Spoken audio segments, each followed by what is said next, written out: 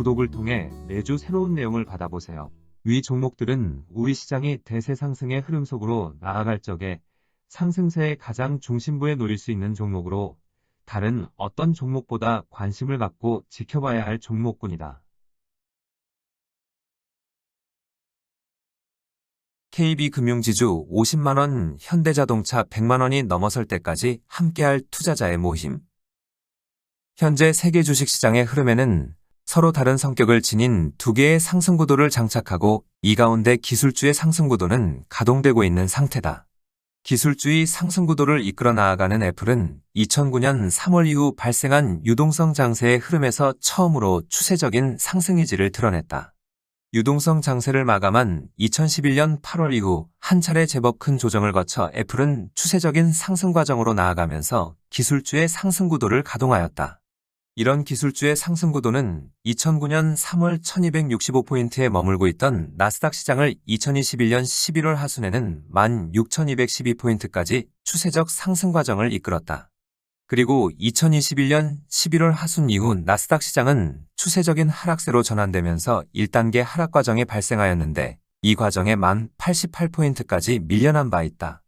시장 흐름이 추세적인 하락세로 전환될 경우 나타나는 하락 과정은 지난 모든 상승 과정에 대한 부담을 덜어내고자 하는 하락 압력에 의해 발생한다.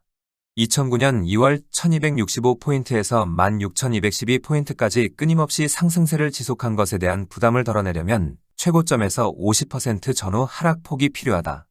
이런 하락 과정은 동일한 하락 압력이 두 번에 걸쳐 나타나면서 최종적인 저점에 도달하게 되는데 2022년 10월 1단계 하락 과정이 발생한 것이다.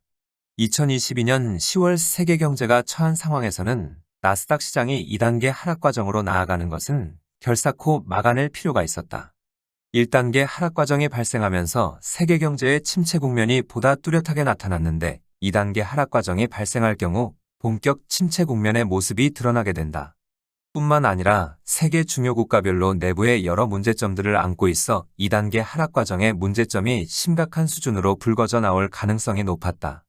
물가 문제로 인하여 위기를 극복할 수 있는 유동성 장세도 더 이상 만들어낼 수 없는 상황에서 잘못되면 세계 경제는 최악의 상황을 맞을 수 있게 된 것이다. 시장 흐름이 추세적인 하락 과정으로 전환되면 지나온 상승 과정에 대한 부담을 모두 덜어내지 않고서는 다시 추세적인 상승 과정으로 나아갈 수 없다.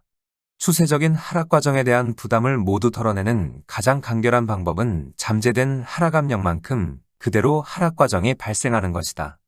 나스닥 시장이 지난 상승 과정에 대한 부담을 덜어내려면 50% 전후의 하락폭이 필요하면 이런 하락폭이 발생하면 잠재된 하락 압력은 자연 소멸되는 것이다.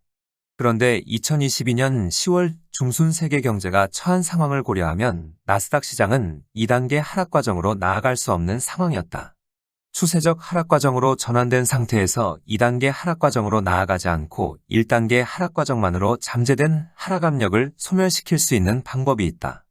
이 방법은 2단계 하락 과정으로 나아가지 않으므로 나스닥 시장 내면에 잠재되어 있던 하락 압력을 긴 조정 과정을 통하여 해소시키는 것이다. 단순히 2단계 하락 과정으로 나아가면 잠재된 하락 압력은 자연 소멸되지만 1단계 하락 과정에 그친 상태에서 해소하려면 아주 긴 조정을 필요로 하는 것이다. 최근 나스닥 시장은 2021년의 고점을 넘어 상승세를 지속하고 있지만 나스닥 시장 내면에는 여전히 해소되지 않은 잠재된 하락 압력이 남아있는 상태다. 이런 잠재된 하락 압력은 최근 나스닥 시장이 역사적 최고점을 제법 큰 폭으로 넘어선다고 하여 사라질 수 있는 하락 압력이 아니다. 2009년 3월부터 2021년 11월까지 나스닥 시장에서 보여준 추세적인 상승 과정은 이전에는 볼 수 없을 정도의 아주 강력하였다. 이 기간 애플의 상승폭은 70배를 넘어섰고 2009년 당시 세계 최대의 시가총액을 차지하고 있던 마이크로소프트의 상승폭도 30배에 달하고 있다. 2009년 세계 최대의 시가총액 기업인 마이크로소프트를 30배를 넘길 정도라면 기술주의 상승 구도는 아주 놀라운 추세적 힘을 갖고 있다는 것이다. 이런 놀라운 추세적인 상승세의 힘을 보유하고 있을 경우 단 한 번의 위치에서 최고점을 형성하기보다는 쌍봉 형태의 고점을 형성하는 경우가 많다. 앞서 1단계 하락 과정이 발생할 적에 애플을 중심으로 하는 기술주의 최상단에 속하는 종목들은 강하게 버텨내는 모습을 보여준 바 있다. 그리고 2023년 1월 이후에 반전흐름을 만들어낼 적에 인공지능이라는 테마주가 형성되면서 엔비디아를 내세워 강한 상승세를 지속하고 있다.